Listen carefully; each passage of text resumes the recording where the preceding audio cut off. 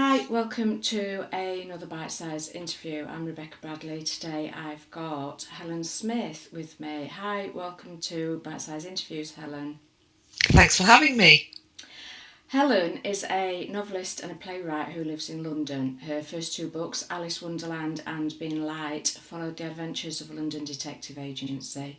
Her most recent books, Invitation to Die and Beyond Belief, are comedies featuring an amateur sleuth. So I'm going to start the question bit again and Okay. cut that out. Helen, you, as well as finding the time to write, founded BritCrime, which started out life as a 3-day online festival back in July this year. What prompted the idea of BritCrime? It's really hard to say It's BritCrime. it's really hard to say. It looks fine written down, and it makes sense, doesn't it? Because it's Yes. British crime writers. Um, but it's actually really quite. It sort of trips you up when you have to say it out loud. It's funny, isn't it? Because you don't. Normally everything's written for us. We don't do much by the way of actually talking. Well, the reason I thought I would set it up was because there are a group of us who've met each other at crime writing festivals. I met you, for example, at Harrogate the first time, I think. And there are two big ones in the UK, Harrogate in the summer and Crime Fest, usually in May. There are lots and lots of others as well. Bloody Scotland's a big one. And there are also crime writing festivals in the US. I go to BoucherCon, which is I'm actually going in a couple of days now. I was going to say a couple of weeks. I don't know where the time goes. And it's held in a different city in the US every year. And there's Left Coast Crime, there's Malice Domestic. And they're great fun to go to. It's about building relationships. You meet readers, you meet bloggers and reviewers.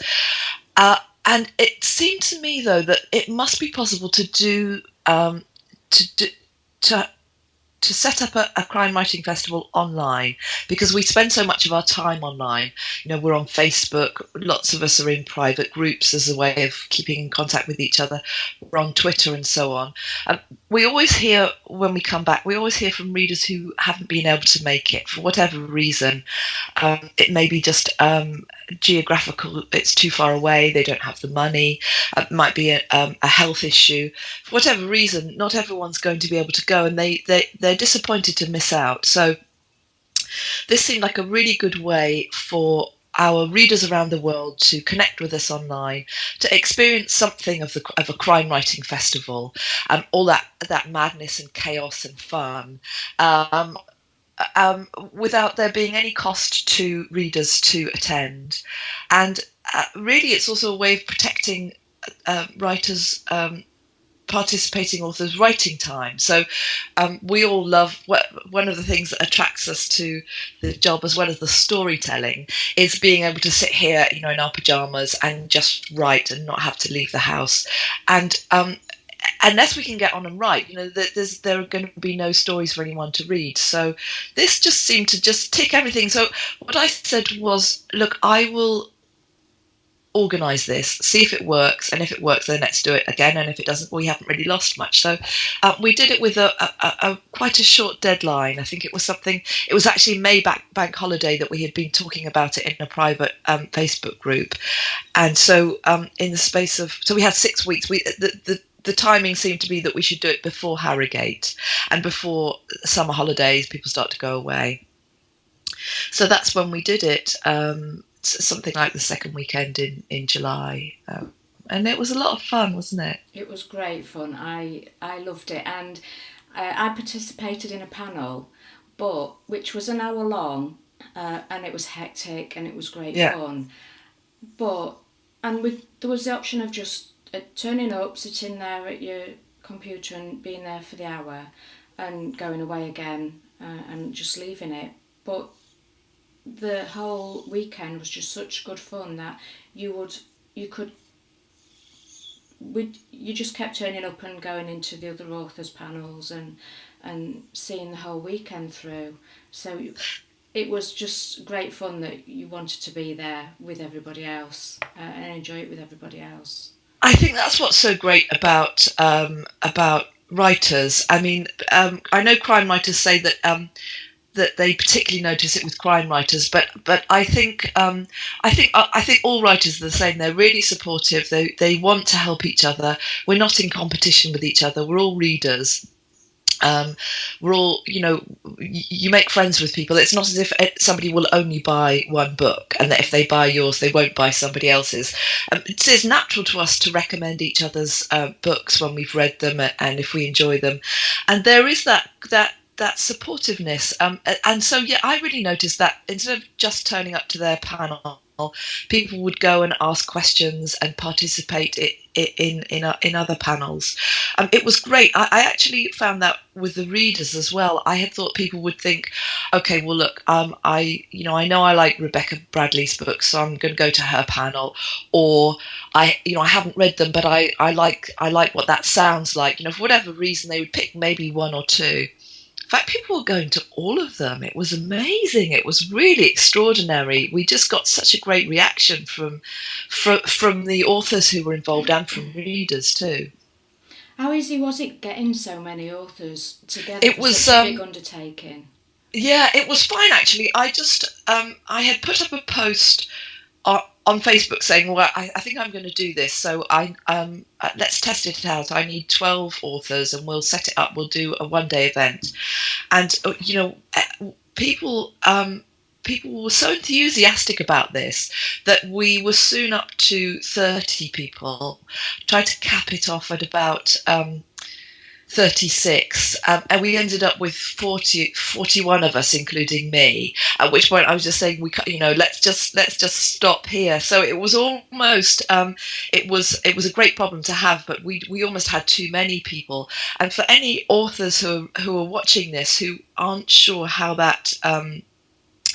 we did it. I didn't go out and invite people. So it would have, there were a few reasons. One is that it would have taken forever, so I'd have had a list and thought, okay, let's have a balance of, different, perhaps different subgenres, male and female, people in different parts of the country. Then I would have contacted people saying, well, I think so and so is going to be, everyone always asks then who else is involved, it would have just taken forever. I think I would still be contacting people now. Instead, it was just entirely self-selecting. It was, if you like the sound of this and you would like to be involved, just let me know. And so there was no, it was great though. It also meant that people didn't have to think, oh, well, why wasn't I invited? Because there were never any invitations sent out. And there was just this great serendipity. It just meant that people didn't feel that it was an obligation that they had to fulfill, an obligation perhaps to their publicist or to a friend. They just liked the idea of it. And so, as you say, there was that feeling that we were all doing it together. We were all involved in it, that it belonged to us. There was a sense of ownership and excitement about it.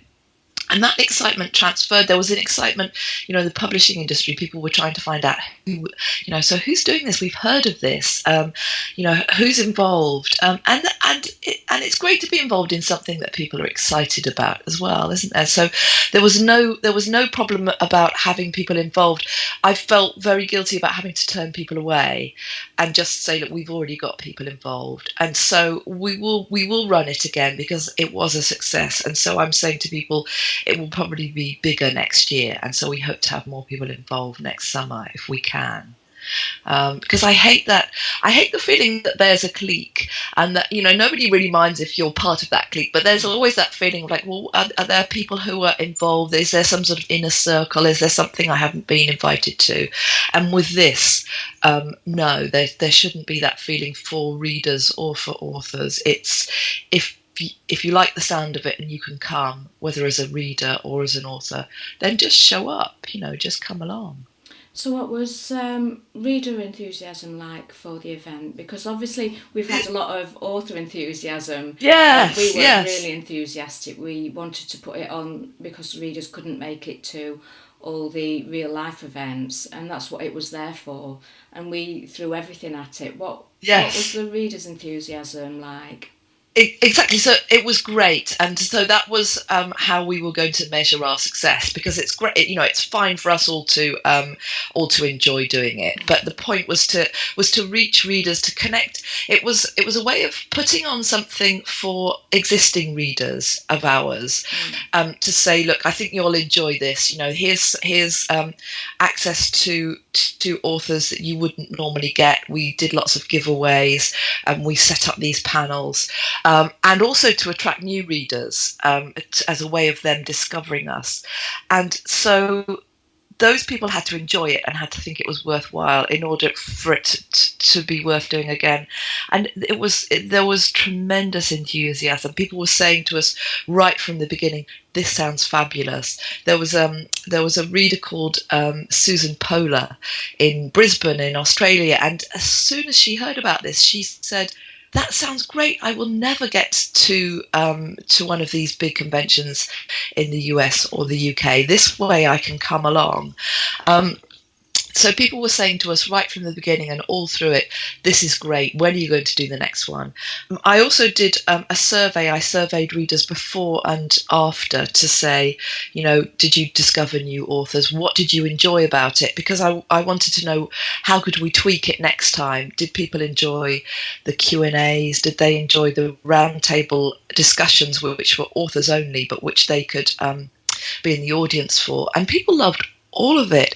And the only thing that took me by surprise was that, which I hinted at earlier, was that I thought that people would come to one or two things. And so the only when I said what could we do differently, the only thing people said was, you need to build in breaks, because people, so it was going from midday, because I wanted to get people in all the time zones. It went from midday until 10 p.m.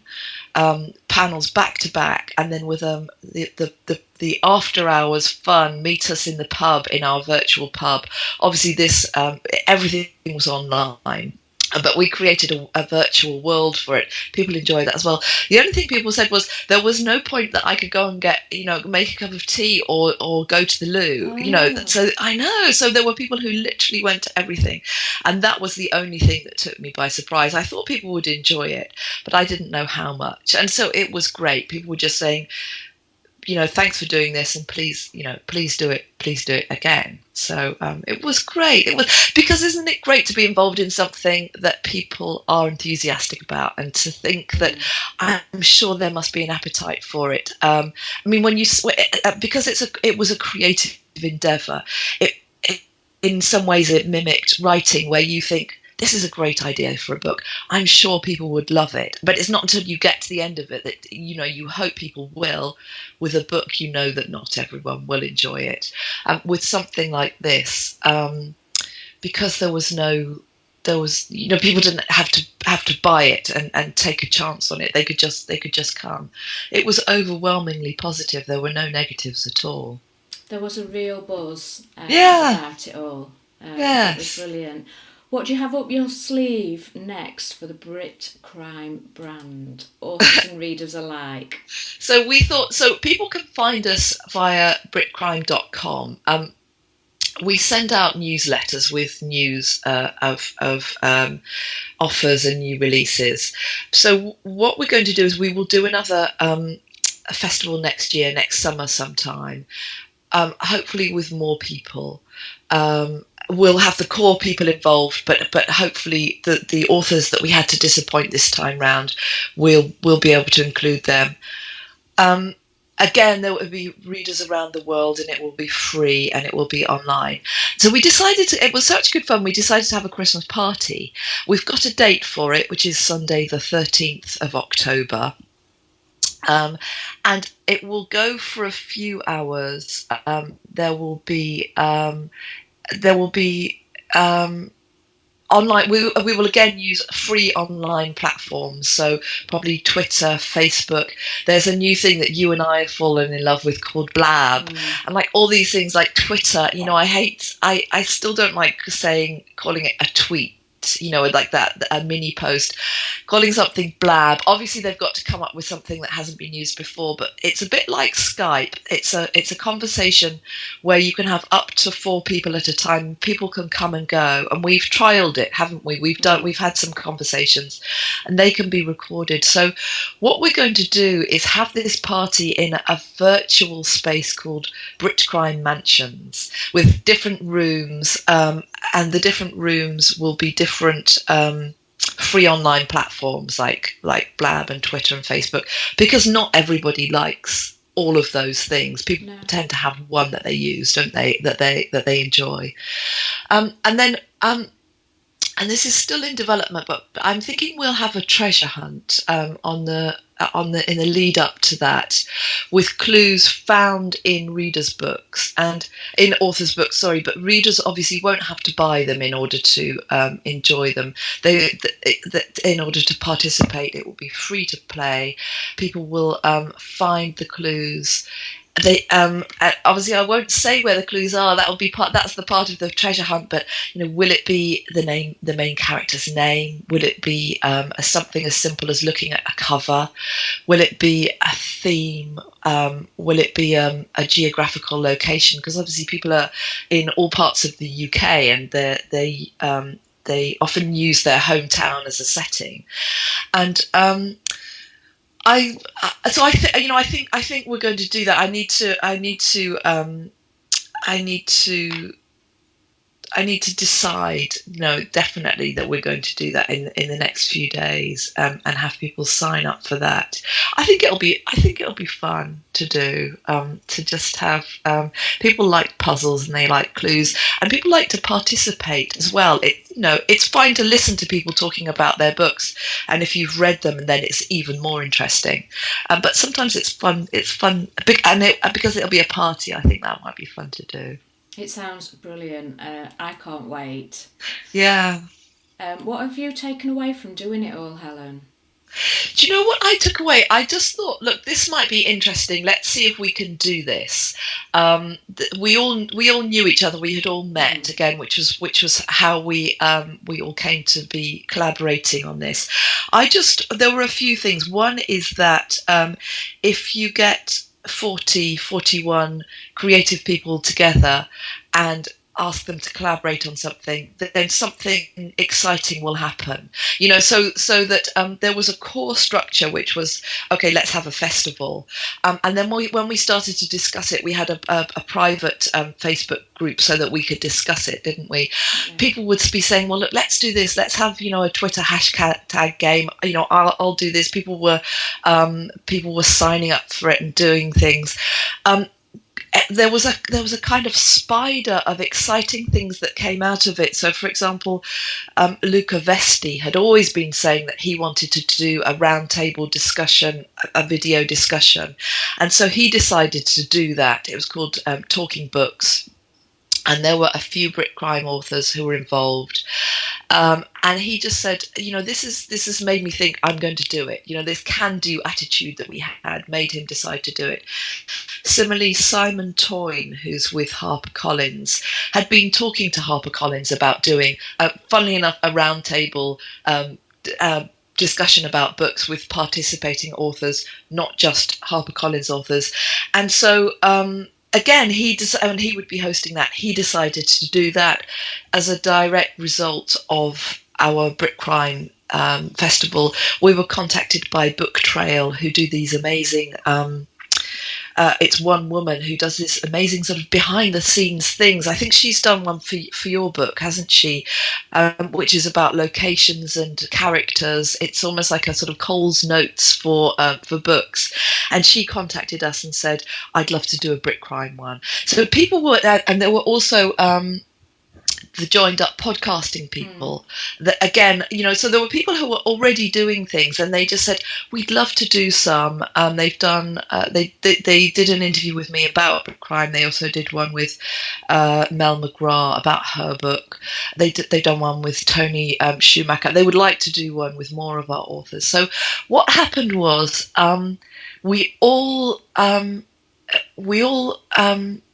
that enthusiasm built one-on-one. So I got lots of enthusiasm from working with the other authors, because it's exciting, because we normally work alone, and then other authors who were involved went away, and there was that.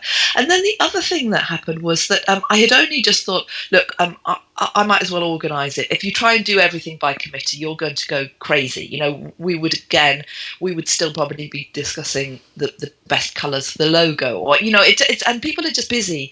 You know, so I took the lead on this.